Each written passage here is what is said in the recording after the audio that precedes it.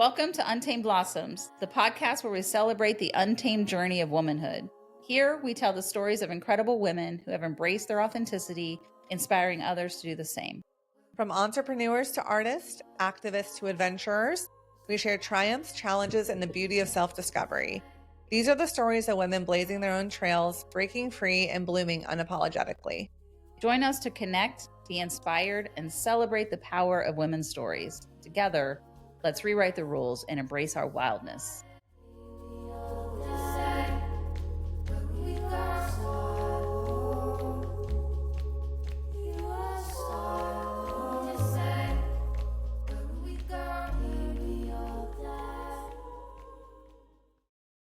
Welcome to Untamed Blossoms. I'm your host, Amanda Riley. And I'm Christy Riley. Welcome to the show, everybody.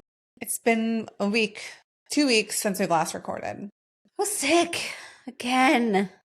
The children that you babysit, your grandkids, are petri dishes of grossness. Listen, adorable. This should not be a problem for me, okay? 30 years of wallowing in every funky virus children could possibly have. I never got sick. I've been gone from children's now for...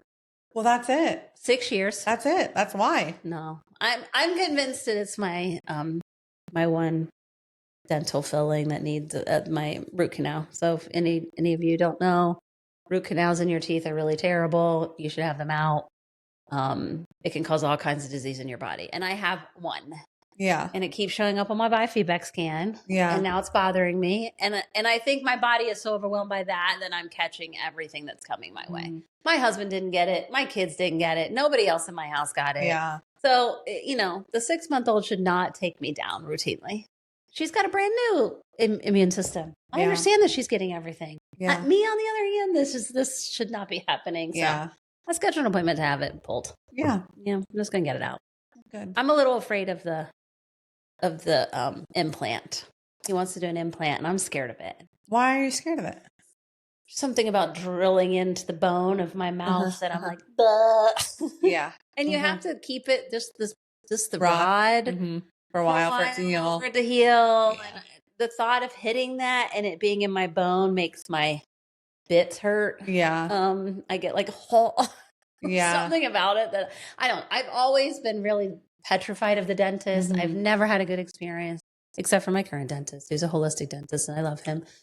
But anyway, that's a whole nother trauma story. But so I've never loved it. And so when they talk about it, I'm like, Yeah. It's crazy. Mouth stuff is the worst, honestly, because A, it's so expensive. Yeah. B, it freaking hurts no matter what. Yeah. And then it's just like, it's a hard, weird cycle of avoiding the issues. You know what I mean? Well, I have a whole, and this is going to feed right into what we're talking about today, is really holistic wellness, in that back in the day, we were very poor. And so we were on Medicaid. And the only thing that you could get as a Medicaid person when you had cavities was the mercury fillings. And I had really soft teeth, courtesy of my mother. Apparently it's a genetic thing. And so I had a mouthful of mercury fillings. Yeah. Up until 3 years ago, until I realized that I was like, oh, they're fine. And then I started doing all this research and I'm like, oh no, that mercury is literally leaching into my brain. Sweet. I need to have those out. So I had those all fixed. And then when I went to see this holistic dentist, he was like, oh, you have a root canal. And I was like, is that a problem? It's been fine. Yeah. And he's like, oh, yeah, basically they just sit and rot inside of your mouth. And it causes a whole lot of underlying infection it's not an infection that is so bad that it's like a toothache and it takes you to the dentist. It's just a low grade, constant infection happening under there that causes you to be really ill. And they've linked root canals to your cervical nerves, and that those lead to every parts of your body. And literally, if you've got a root canal in one tooth, it'll link to certain organs in your body. So if you've had issues with XYZ, with your hormones, with whatever, it's being linked back to what's happening in your mouth. And so, as we know better, we do better.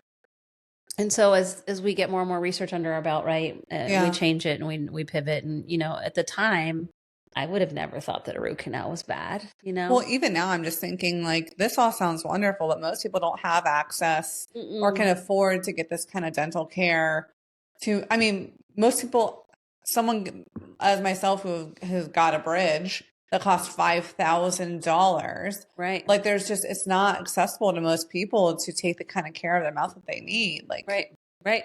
It's really brutal. hard. It's a brutal cycle. Yeah, it's really hard. It's really hard for it to be. I mean, that the one tooth, I'd like to get a root canal replaced with a implant is like $8,000. Yeah. It's insane. Like, I don't know that I need that tooth. It's a molars in the back, and I'm like, do I really need it? I would rather have a bridge and a fake one than do all of that. Plus, I'm freaked out about the thing, but yeah, it is a very privileged place to even have somebody that can have the money to pull it out. And of course our insurance isn't covering any of this. My insurance we do have dental insurance, and it'll probably cover just the extraction piece, but it'll only cover certain pieces and parts of the extraction. The way he has to do it, he uses this ozone technology to keep the infection in its place and make sure that they get it all out, and then it doesn't then leach into other places and like release it into your body basically and make you super sick when they pull it. It's a whole thing that I'm like, I don't know how normal people would afford it, honestly. It's a whole methodology that they use. Yeah. So it's interesting to think that how many people are running around here with really bad dental care because of lack of funds and because the cheap stuff was what Medicaid would pay for. That's what you got. And it's not always great. Yeah. Well, healthcare in general. Am I right? Sissy. Amen. I've been reading that book, Roar, and I'll link in the show notes because I'm obsessed with it right now. And it's pretty specific to training and what she's doing as an athlete. But, she spent a lot of time working and researching and understanding the female body and, how nutrition and wellness and fitness and all of that come together with medication and supplements and all of these things. And it's just so funny because she does a nice job of not isolating anybody, but for anything that she talks about of goals, the thing that she says over and over again. And so you shouldn't be drinking alcohol in this. You shouldn't be taking NSAIDs. Like you shouldn't be. And so it's just interesting because no matter what the goal is, it's like, why are you doing that? And you're doing this. You know what I'm saying? Don't be a doofus. Or like, she's not calling anybody out, but sort of calling you out without calling you out. Or just like the crazy stuff is how horrible low carb is for women's bodies. Like it is detrimental. If anyone is listening, and I do mean to isolate people, just take 1 second to really research and understand what carbohydrates do for women's bodies. Right. Not just research in general, because most of that is on men's bodies, but on women's bodies. Literally, it can cause havoc on our bodies to do low carb. So I know it's just been really interesting and wild what women get told. And that's why I'm excited to have Nia on today to talk about just fitness and wellness. And she's a health coach, and I'm really excited to hear what her thoughts are and her programs that she's running currently. Yeah, I can't wait to talk to her. Hello, Nia. How are you? I'm great. How are you? Good. I feel like I haven't seen you literally since like maybe 2008. Probably. Yeah. You guys went to college together, right? Yes. Yeah. I think you were maybe a couple years ahead of me, right? I graduated in 07. Okay. So I graduated in 08. Yes. Yeah. Were you sorority sisters together? No. I never joined a sorority. Got you. Which is crazy. But you guys went to such a tiny school that everybody kind of knew everybody. Yeah. Oh, got sure. Yeah. Yes. The best and the worst thing. And I grew up in a small town, so it was like going snowballing right into. Yeah, totally. Did you ever have any classes with Dr. Dickerson? I don't think so. Okay. So he was our communications guy, right? Okay. Right. And I will never forget, like, I really wanted to have a radio show. And so Doc was like, okay. And he gave us a show time. And he was like, hey, if you're going to have a radio show, you mumble too much. Because I can't really understand anything you're saying. He's like, so if you want to do this, like, you have to really practice enunciating and not rushing through your words. Right. And I was like so devastated. You know, I was like a 20-year-old with like a very high ego. And I was like, oh my gosh, he's saying I'm terrible at this. And it's just so interesting now, like, because I love doing things. Like, I worked at 10 TV. I just always really liked being in this arena. Yeah. But that advice he gave me, like, really changed my life and allowed me to be able to do things Absolutely. 20 years later. Start from the start. Yeah. Shout out to Dr. Dickerson. Yeah. It's mostly me she's mad at because I trail off my son. Oh. I'm like, Christy, don't trail off your sentences. I can't edit this. Get on I'll stab you in the eye. So what have you been up to, I guess, right? So you went to school for PT? No, I went at Heidelberg, I went to school for athletic training. Okay. Major. So I was the one with all the sports teams getting hundreds of hours of, oh my gosh, so much time spent in the training room. So that was my major. And then graduated, obviously. And then I went on to get my physical therapy assistant degree after that. Okay. So it was one of those things. I applied to PT school because that was the thing. It was like with athletic training there, it was a great experience. However, I quickly realized like my junior and senior year when it got really intense that this is not like the life for me wanting to have a family someday. And Right. like we would get calls from the coaches like at 10 o'clock at night, like, hey, we're changing practice to 5 a.m., not 6 a.m. And you'd have to be there and get everything prepped and ready. Like, this is not it. This is a lot. This is a lot. But I still, finished the degree program and everything. Tons of great experience. So I still use that honestly today. But then I applied to PT school and I'm like, I'm going to be a DPT, Doctor of Physical Therapy with athletic training. That's going to make me super marketable. It's going to be great. Well, I applied to all these different schools, didn't get in. So I'm like, okay, plan B. What am I going to do? Right. So I decided to, I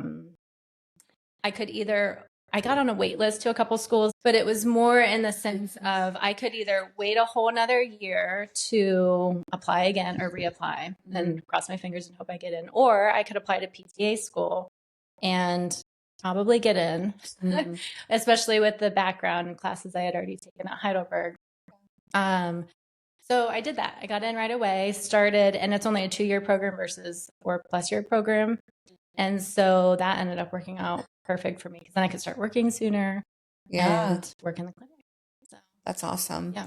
And so when you were doing that at Heidelberg and you had you're saying the hours were kind of crazy, what was like your mindset of like long-term career wise? You said that you knew it wasn't going to work for a family. So did you have in mind like, okay, I know I want to be a parent. Like that's a goal for me. And I know if I want to start a family, so this is the direction I need to go. Or did you feel that pressure to really figure it out? I think I knew at some point I would want to have a family when that would happen. I didn't know, but I just knew it wasn't conducive to just a life that I wanted to just be like so stuck on what other people were telling me to do. And I never thought of this. It's interesting but you had to do it. You had to put your hours in. You had to show up. The coaches changed it. You just had to do it. You'd be there till 9 o'clock at night. You started at 6 a.m. Like it was nuts. And you were at the end of somebody else's chain all the time. Pretty much. Yeah. And I knew, especially, the further I got into it, I'm like, I got burnt out, and I'm working 2-3 part-time jobs to pay for stuff. So, I mean, I was doing all the things. And with athletic training, it wasn't paid, it was just all your experience and everything, which is what it was. And it's fine. But I think that did start, very ironically that you're saying this today. I thought about it. But I think it did kind of spark something that like, it's just not conducive to what I want my life to be at some point, whenever that would be. Yeah, for sure. And what are you just connecting? Go ahead and tell us what I'm you're just connecting right now. Because further down the line, like where I am now, there so much has happened. But now having my own business and now I'm making my own schedule. I don't have to report to anybody. Like everything has completely come for full circle. And that's just kind of crazy. Beautiful. That kind of was a spark that I didn't know was there. Yeah. So we're always being guided, I feel like, Oh yeah. Right? Absolutely. Like that wasn't the physical therapist path wasn't for you. Like, nope, we're not going to let you get in. No, move you a different direction. Exactly. The door was shut. So I look around, see what options I had. Yeah. But that's life. I mean, we all go through it. It's just more of our own path and trying to figure it out. Right. And what was your connection at that time with like the wellness world? Like, did you know it was more than just what you were doing from like an athletic sports standpoint? Like, how did you feel about like the holisticness of medicine and what you were learning? Back at Heidelberg, like at that time? That, or even when you went on to further schooling? In college, with my athletic training and even in my physical therapy years, I didn't really I didn't know about holistic health. It's so much bigger than it used to be. Right. Which is awesome. Love it. However, I didn't start to I started noticing.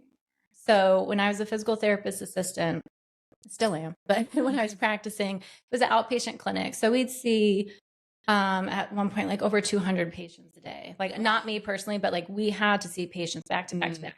Right. Whether they needed that full time or not. And so that's when I'm like, I don't really like someone like the insurance company saying, well, we're not going to reimburse unless you spent X amount of time and you had to get your billing right. And it just started to like not feel right for me. And I don't know. It's just, I started noticing. So it's just like the productivity became more important than taking care of the patient.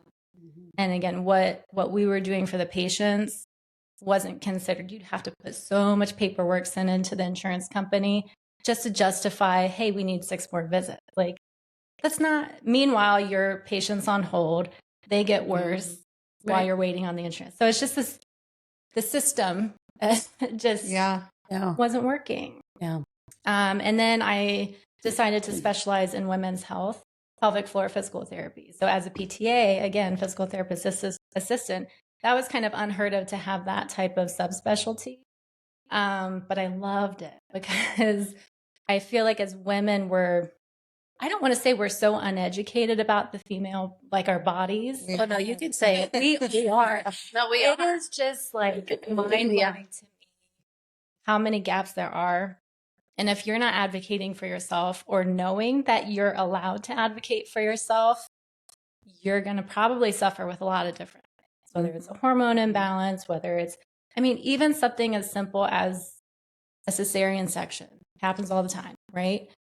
I would have countless patients come in and their doctors never mentioned what to do for constipation, what to do nutrition-wise to help with constipation, what to do with their incisions, scar mobility.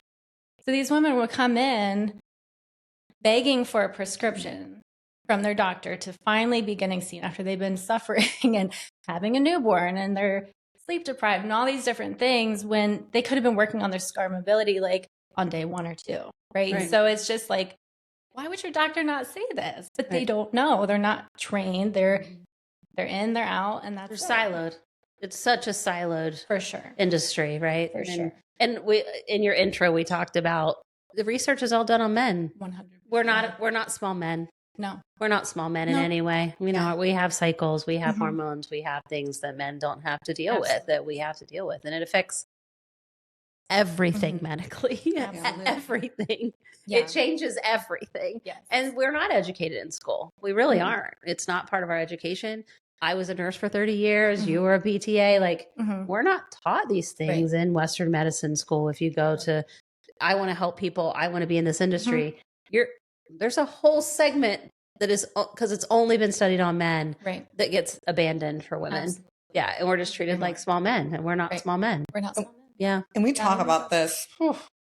It feels like every other episode that we're talking about like how this is the case. But recently I started reading this book and she's just talking a lot about how not only are all this research done on men, even things to the temperature of office buildings are literally set on men and their bodies. And it's like crazy because we're so different. But then even like supplements and things that we should be taking. And it's just, it can get so crazy because no one ever sits down a 20-something-year-old female and is like, hey, you really should prioritize protein and make sure you're getting creatine and fiber. But boy, do they tell you how you can restrict your calories. And if that's the case of just like a baseline, then you add the complexities of any sort of illness or injury and even a very specific female issue of pregnancy Right. and what to do with that. There's just not any information unless, like you said, you advocate for it. Right.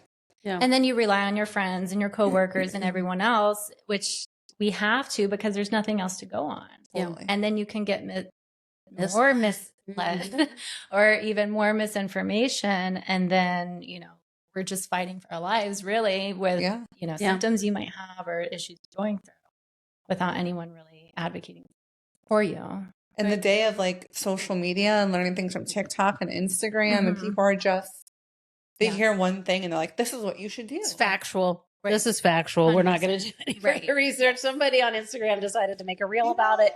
Yep. It's clearly fact. Yeah. And that's not really true. A lot of disinformation can come on social media of all kind. Everybody has an opinion. Everybody has an experience. And it doesn't mean that those people are liars. It's what they believe, but it's not necessarily great for everyone. Right. And that's what we were talking about ahead of time, is that the human body is so complex. But so amazing. So amazing, right? But what necessarily is great for me might not be great for you. Right. And vice versa. And we get put into these diet windows, if you will, these troughs, these quick fat diets. Like, this is the next big thing. This is the next thing that we're going to, it's going to, it worked for her. So I need to jump on. I need to lose 20 pounds. Right. And then, it even the most well-intentioned things, I have a friend who just had biofeedback done. She's a vegetarian for political reasons. Like, she doesn't want to kill all these animals, right? She's doing it for the right reason. Her biofeedback lead literally came back and said that she was starving herself. Like, she's not getting the nutrition her body needs by participating in that diet. Yeah. And it's literally causing her to be deathly ill. Right. And I'm like, this is we think we're doing all the right things, and really we're doing so much harm to ourselves by being in these kind of fatty, crazy diets. And everybody, and going back to what you're doing now, everybody's different. And I would love to hear how you're addressing that. Yeah. So after physical therapy, moved up the corporate ladder, did management for a few years, and it was just burnout city. I was working 60 plus hours a week. I would have to do my actual job at home after working the 9-hour shift. Like, it was nuts. I'm like, and did you have any children at this point? Yeah. Or? Oh yeah. I had 4 kids. When I took the management role, my youngest was 6-9 months or so. Like, he was less than a year for sure. And so quickly got burned out. Then COVID. That was fun. Being a manager and going through that, furloughing people, it was just super. Right. But I learned a lot of business side of things, right? Yeah. And what to do with a business, what's successful and what's not. Great business ways. Right. And so ended up leaving there in 2021, and I went and found a wellness coordinator position at a senior living facility. And it was advertised as such as you're helping physically with seniors, mentally, kind of these 7 pillars of health, which I'm like, this is my jam. So I was all about it. Loved it. Had a brand new wellness center and things like that here in Columbus. And 2 years in, they decided to let the whole department go. So this was just last. And here I am thinking, like, this is finally lining up perfectly for like total wellness, not just exercise, not just nutrition. It's looking at the person as a whole. Right. And we got let go, like no notice whatsoever. So, and during that time I was there, though, I was really getting into holistic health, because I'm like, there's so much more than just exercise. There's so much more than all these crash diets and bad diets. And, there's so many out there. Right. There has to be a better way that like really simplifies it for people, because everyone wants a quick fix. Who doesn't, right? We want 20 pounds gone like that. It doesn't work that way. Right. We all know that. And so I got my health coaching certification as an integrative health coach. And what I loved about the program was that it took all these different pillars of health and helped that person for where they were. To meet them where they were was like, this is it, because we're all in different spots. We've all gone through so much, good, bad, ugly, you name it. We've tried 1,000 things. And so how to really help assist people get to where they want to be and start feeling better, not just physically, but inside as well. Right. Mentally, all of the things. All of it. Yeah. Yes, Yeah. absolutely. So that's how that started. So when I lost my 9-to-5 job, I was with the decision, do I find another corporate job, right? And deal with all of that? Or at that point I had my LLC and I was just doing it on the side with health coaching. I'm like, I'm just going to do it. So I found a way, and yeah. That's awesome. What was that conversation like with you and your husband? It was fine. It was very out of the norm. Even for me, it was very much a lot of doubt. Even though I know a lot, like I'm smart, I know this, but when you start to put yourself out there, you're vulnerable completely. Yeah. And so a lot of it was kind of proving myself, not just to him necessarily, but to me, like, can I actually do it? Can I be successful with it? Well, the money show up. Like, I have an income that I have to replace, right? I have 4 kids. Yeah. I've always worked. I've never been able to be at home. And so, like, we're very dependent on my income. So it was like, this has to, like, there's not another option. So I think that was my drive to just, like, if I'm doing something all in, like, I am all in. I'm not like halvesies anything. Yeah. So I think that was like my big drive. Like, this has to be successful. What were you able to take from that management time of stepping in that role? You said you learned a lot about business, right? So what were you able to take from that experience when it comes to starting your own, that you said, okay, I saw how that was being ran. Like, I saw the business side of this, and this is what I want to do, or this is what I do not want to do. Right. I think the biggest thing for me, I mean, customer service, I've worked in that with patient care, comes with the territory. Yep. So I think that was a big piece, and just feeling heard, because, especially in today's society, like, money goes by way quicker than it ever has. And so if I'm charging somebody a fee for this service, what are they getting out of it? Are they finding value in it? Because if they're not, and it's not relying on insurance to pay for it and so forth, what am I bringing to the table? And can they take away and say, that was worth every dollar, every penny? So that was my biggest thing, probably. That's awesome. Yeah. And so where did you start with, like, services? So what do you offer? And what have you been focusing on or maybe expanding on as you've grown in your own business? Yeah. So right now I work one-on-one with clients 3 days a week here in Columbus. And then the other 2 days I do virtual health coaching sessions. So I have Wednesdays and Fridays right now typically open for those virtual sessions. Down the pipe, I have, in the past, I've done workshops also. And that's really fun, where I just pick a topic. And I did one for a women's group, a couple months ago. And it was just so much fun. I loved it. Good. It was just so much fun just to teach and learn and have a small group where. What was the topic? The topic was just integrative health. Again, just very general, but there's so much that we don't know. Right. And a lot of women don't know. And it's like, my whole thing I say all the time is, you don't know what you don't know until you know it. And then what are you going to do with that information moving forward?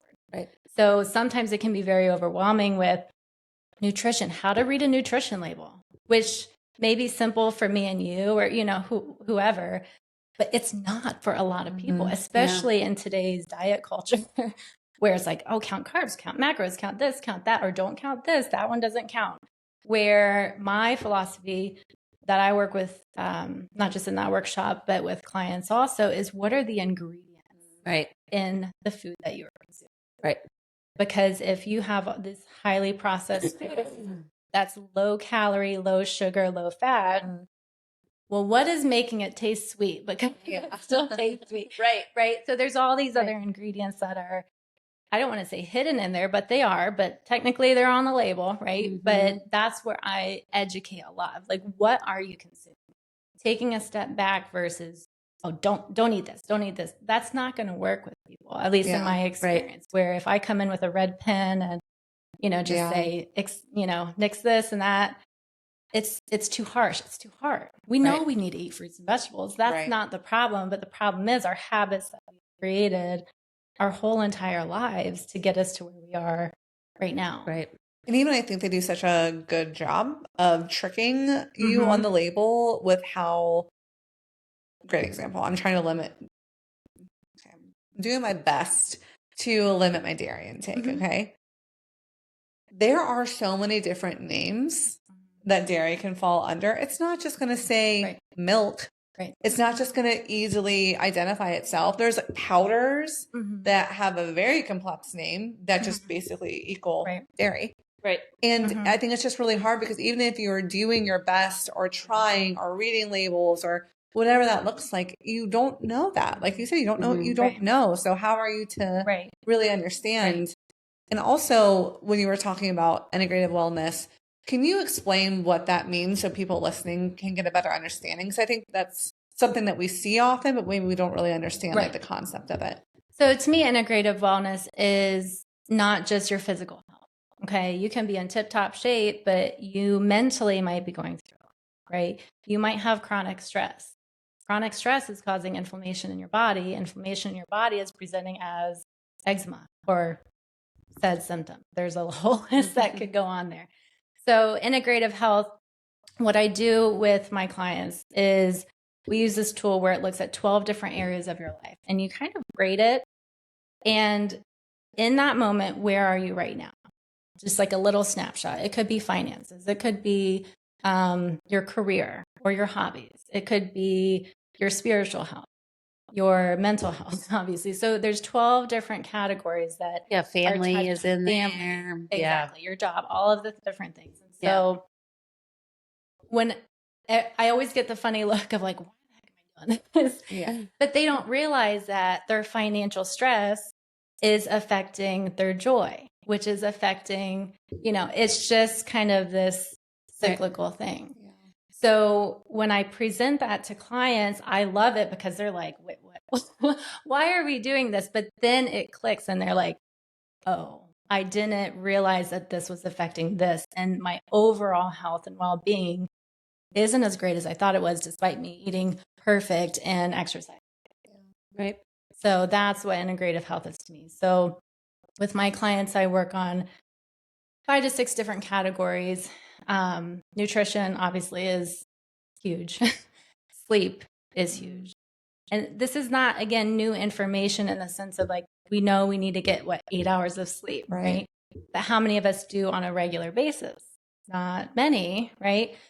And so teaching sleep hygiene and habits and what is your morning routine look like? What is your nighttime routine? How much are you on your phone at night watching TV? Do you fall asleep to the TV or is it completely dark in your room?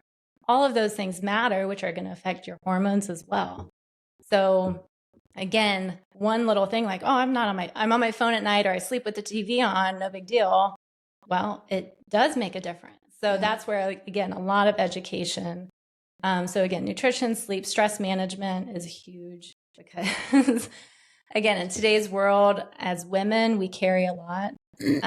We're typically the ringleaders of our household. I have 4 kids. And so I know everybody's schedule, where they're supposed to be, soccer, choir concerts coming up, permission slips, you name it. It's constantly going on in my head. Yeah. And so I know I'm not the only one in that regard. But when we have that chronic stress, again, that shows up with inflammation or as inflammation in our body, we are not made. We were talking earlier about how amazing our bodies are. Like it's a well-oiled machine when you give it the right things. And so if I'm in a constant state of stress, we're in fight or flight, that's not meant to stay on all the time. But in our society, a lot of times we are. We're, okay, now I just got off work. Now I got to run over here and then I got to run to the grocery store and then I got to make dinner and then it doesn't stop. So unless you're purposely trying to fix that and get that better, but again, we don't know how, right? Yeah. So that's where I come in as a health coach to like really break it down with that person, where they are, what their needs are, what their goals are, and so forth. And sometimes it's just giving an outside perspective to somebody's situation. I think, and this is not this is not about women in general, but my husband had a work situation the other day and he was in it, right? He's all in it. And I come in and I go, well, why are you doing that? Why don't you have this person do? Yeah. Oh, right.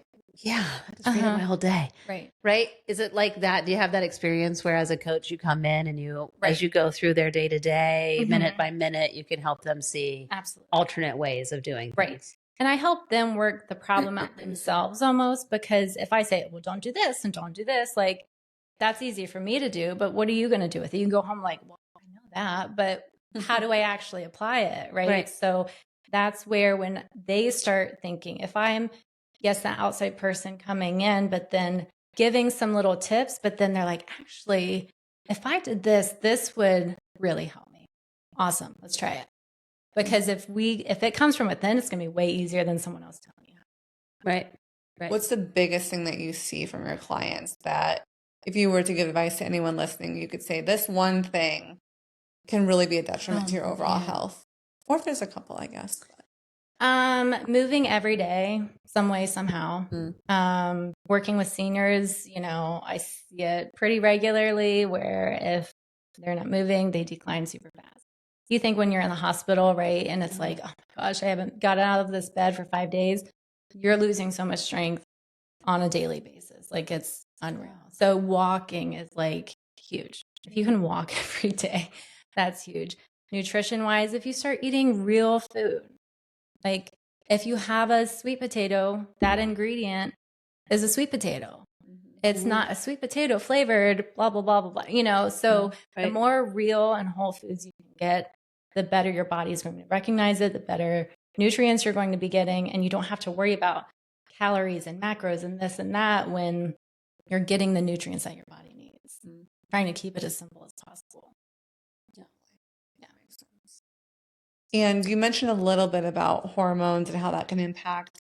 What do you see with women coming in that might be premenopausal or like going through it? Like what are some of those stressors that you've witnessed through clients over time? I've just gotten my hormone health certification recently. And so I'm diving deeper into that, which again, it's advocating for myself, trying to figure out my own body.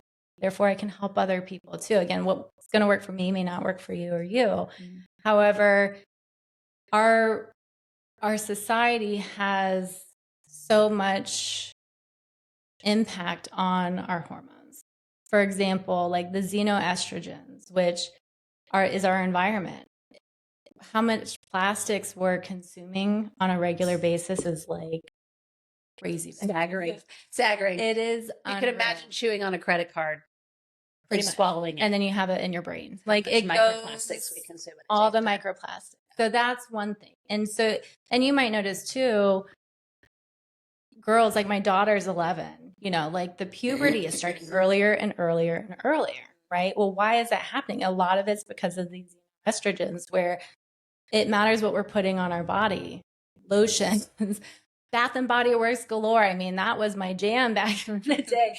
However, the worst offender, y'all. Right. Had I known that all these chemicals are toxins for our body, I would have never put that on. So now, like, I used to slather on. I mean, I went through a stage in my mid-30s of terrible cystic acne. And I'm like, here I am. I'm a grown woman. I don't need this stuff. Like, it was embarrassing. It was terrible. Yeah. And so, of course, I go, what can I add to my body what can I put on to make this better? I had this 7-step, face regimen and all this stuff. Even though it was like pretty clean, quote unquote, it was still adding more to my body. So instead, what finally worked is starting to eliminate food triggers and dairy and gluten for me at that time, all these different things. And now taking out perfumes, lotions, all these different things, and try to get back to literally the basics of not adding more to my body, but taking out, including stress as well. Yeah. That's a hard thing to do. Talk more about that as far as stress management, because I think that, there's certain coaches that'll say, listen, stress is coming at you. You can't choose whether your kid's going to start vomiting in the middle of the night. You can't choose to have to go, do I stay at home with my kid or do I call off work again because I have 4 children and somebody's always sick and the husband and I have to decide all the time. Right. What does that feel like? Like, how do you coach women or your clients, women and men, on stress management? Because I feel like Management means how do you handle stress when it arrives to you, not how do you completely eliminate it from your life, because I don't know that that's possible. Yeah. And I would agree. I don't think that's possible. We're going to have it at some point. It's just a matter of how we handle it. And so stress can come in different forms in terms of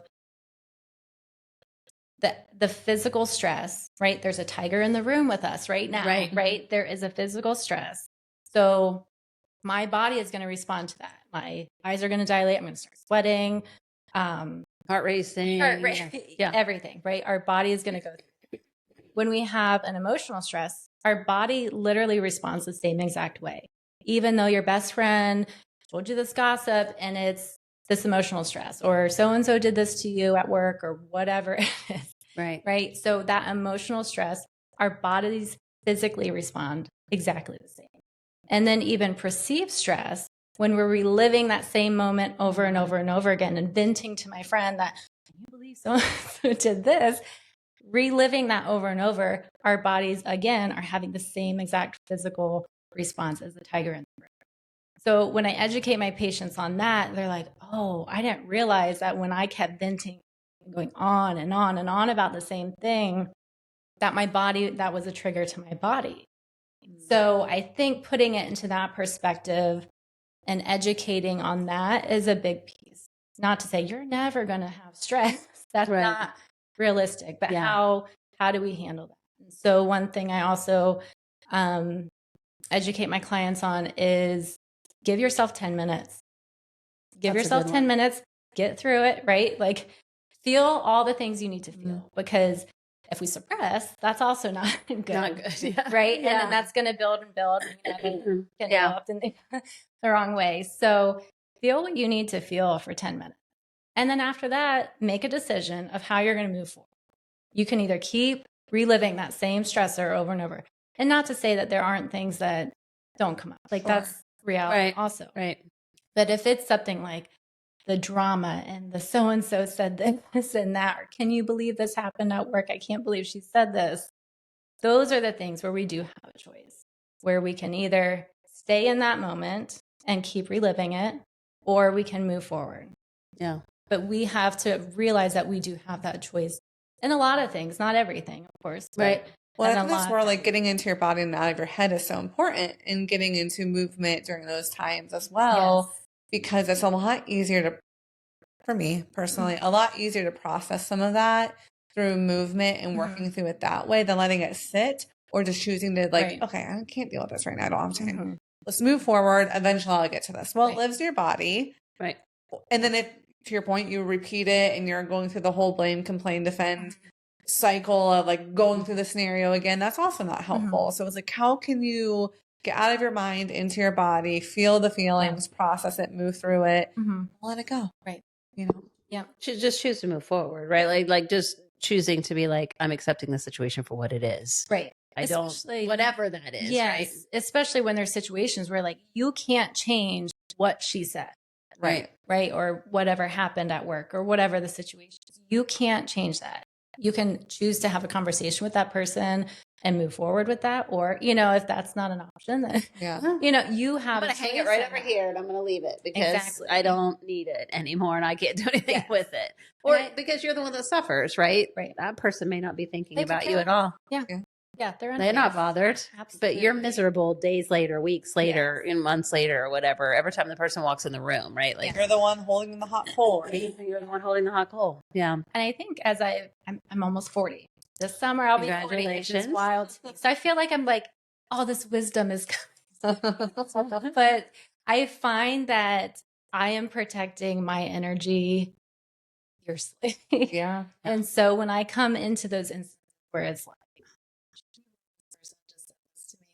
you know, I'm just like so much quicker now to move on and let go and all these different, feel what I need to feel and then move forward versus 5 years ago, 10 years ago, I would have stewed on this thing for a long time. Right. So I don't know what that means, but I'm loving it though, because I'm just like, I don't have time for this. Well, I think as you get older too, you're like, why am I spending my precious time rehashing something with you for the 50th time that you're in control of? Like, that's not helping you. It's not helping me. Like, and you don't want to waste the time that you have. Mm-hmm. So, yeah.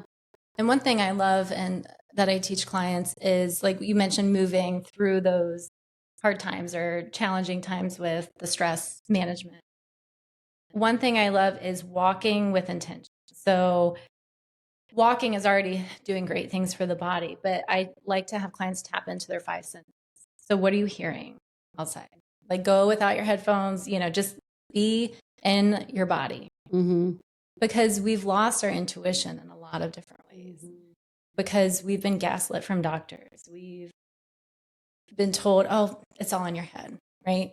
So it's normal. It's normal. Your labs are normal. This and that. But I feel But you're just right. Like, you're just saying, you're a crazy woman. Right. You're just going a little crazy. We'll just give you an antidepressant. Exactly. It's like, okay, cool. No, but when you're tapping into your senses while you're moving, it really does start to ground you and can quickly calm you much faster than walking for 20 minutes or 30 minutes. So tapping into your senses. What do you smell? I smell fresh cut grass. I smell the flowers that are blooming on the tree.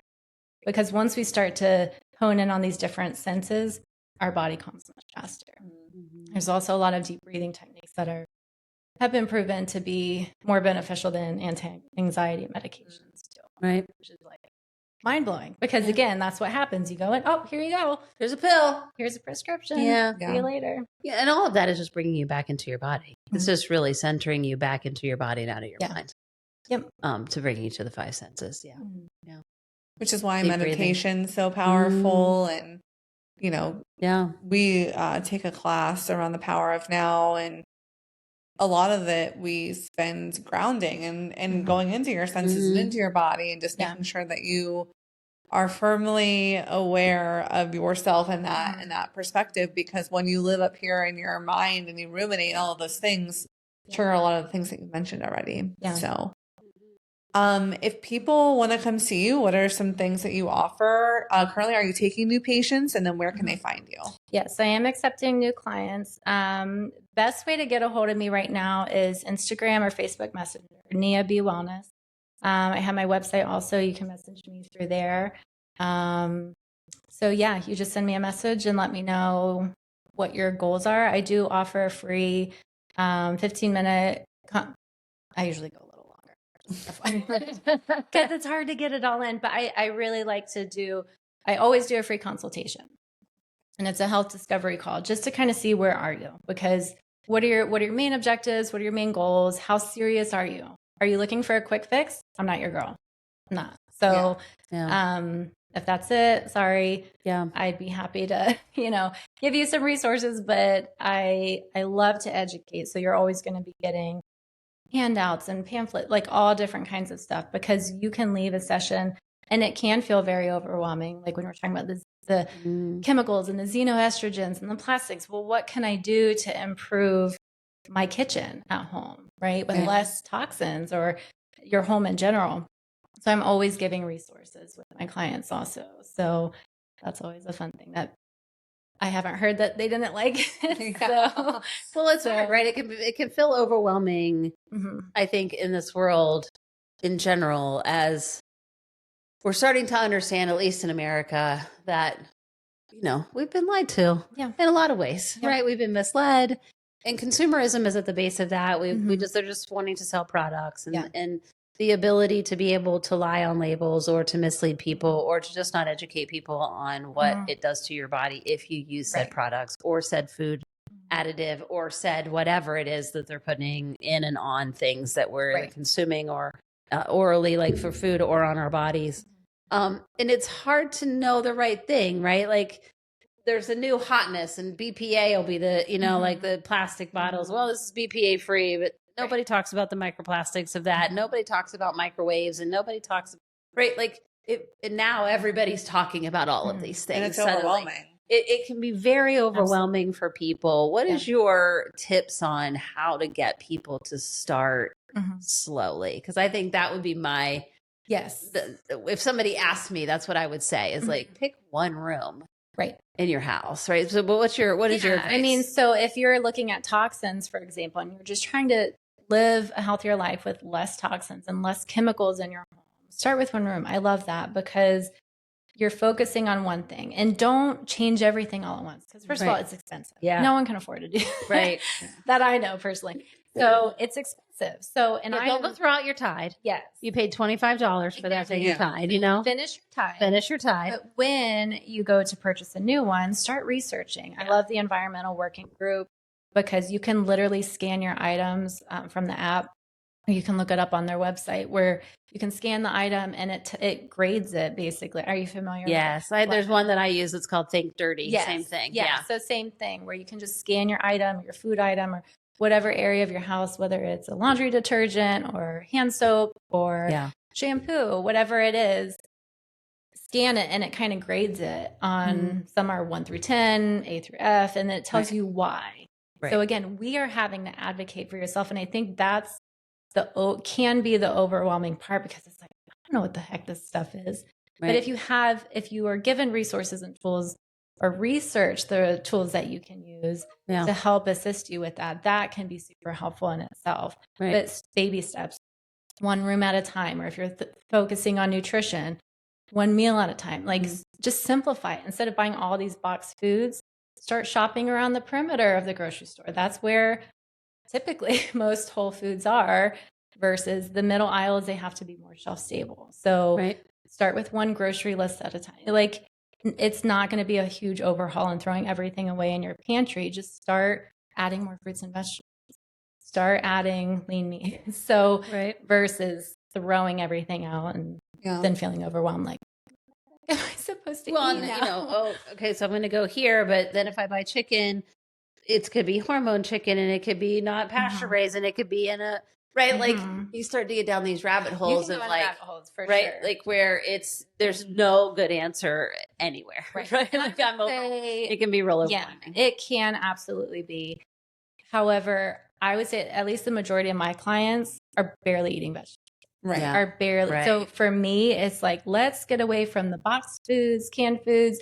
You know, Hamburger Helper is not your friend. Not your friend. Right. Absolutely. Right. And so like some people, that literally is what they can afford. Right. So I like the idea of, I follow someone on TikTok who also does this where it's like, we're not saying don't eat that. That might be what you can afford. What we're going to do is we're going to practice throwing broccoli in your macaroni and cheese. Right.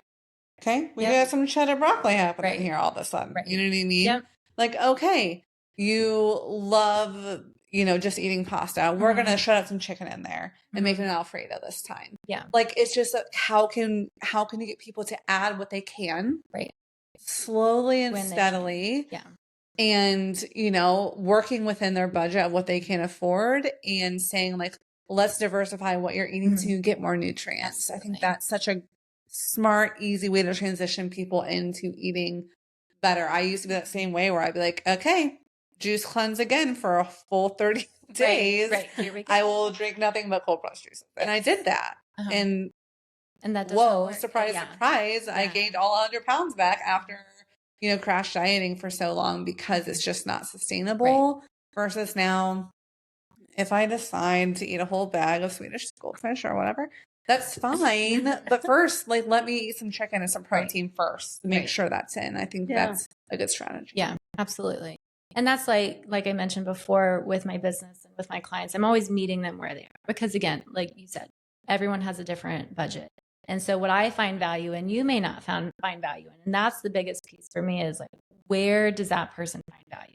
Because if I make a goal for them that's not attainable for them and like buy organic everything and this that's not going to work for everybody. Yeah, so if you can, super duper, but it's not going to work for everybody. And that in itself can feel very overwhelming. But if I'm saying, okay, yes, you have the hamburger helper, or maybe we can make your own version of hamburger helper, right? With way less way less toxins, yes, chemicals and artificial ingredients, right? Then you can still do that on a budget. So I'm very, very mindful of that because I'm on a budget. I mean, who's not on a budget? Right. But I am very, very mindful of that. Yeah. Yeah. That's great. And there's a lot of, and I didn't realize this when my kids were in school. I had a child show up who literally had never really been able to have a real orange themselves. their family could not afford it. Yeah. So it was not anything that, and it was like the biggest treat for him that he got to have a real orange, right? Yeah. And I think we forget that sometimes in some of our socioeconomic lower environments that people are, and I love seeing this, is that we are seeing inner city gardens happening. We are seeing schools who are participating and turning that stupid whatever lot of land that was sitting there empty into a food garden, right? And growing food so that some of these children who've never had financially the opportunity to have experiencing some of these fruits and vegetables, they would. And shouldn't we be impacting them at that level to teach those habits so that when they do become 20 years old, it's not all they've known is to not have fresh fruits and vegetables. Everything has come out of a can or been processed in some way. And while vegetables out of a can are okay, and at times we want the fresh versions if you can get them, right? So I love that these programs are sprouting up in inner cities. And what I love about that, it just stirred a thought for me, is just the education behind where food comes from, because that has been missed a lot as well, in different socioeconomics specifically. But just to have that disassociation of like, okay, so we just got chickens, right? So I'm like a chicken, I'm like a crazy chicken, like I'm obsessed. They're not laying yet, but I'm like talking about chickens to my clients all the time. Pictures, it's really amazing. And so I had a 94-year-old client, right? She's exercising 3 days a week, super cute, doing great. And she's like, I didn't know chickens didn't lay any other color egg than brown, like, or white, her whole life. And I'm like, what? Like, I was mind blown. So even just something as simple as that, like, where is our food coming from? What is the type of food, and giving encouragement for them to be able to grow their own food in those programs. Like, oh, I can do it in a container. I don't need to have 300 acres to grow to have my own food, but like to be able to do that and knowing that there's benefit nutritionally and so many other forms, emotionally, all the different things. Yeah. I love that. Yeah. We always want to ask our guests, can you shout out some women in your life that you feel like have really been a great influence or positive, vibes that helped you grow, any of those things? Okay, I'll try not to cry. My grandmother, she was just the best. She was the hardest worker I knew. She had 3 husbands. I didn't know this till I was like I'm like, what? Grandma had 3 different husbands. Anyway, I'm like, I did not see that coming. But she like had a hard life. My dad, he was 16 when his dad passed away. And so she had 5 kids and she just did the thing. She was a teacher. She had a farm, didn't wear an ounce of makeup, but she was like out there, with the tractors and all this stuff. So she was just like a very influential person, just the best. And then my mom, also the best. She really has started this holistic life as well. Like, she's always been big into gardening, and her life was also hard. And so she always had a garden, always can. So I learned a lot, but she did it because they were on a budget. It was cost effective. We can all the tomatoes, we can all the beans, we do this so we have food throughout the winter because we're on a budget. And so, or they were on a budget. And I didn't know this growing up. Like, I felt like I had a pretty perfect life growing up, but knowing all that, and now she's like taking out toxins in her kitchen and like all these different things. And to see both of my parents very just jumping on and like doing this even before I knew about it has really been awesome, because I see a lot of peers, people close to my age, where they're losing parents, where they're losing, and my parents they're on 0 medications, they're active, they're doing all the things that they want to do, they're spending time with grandkids.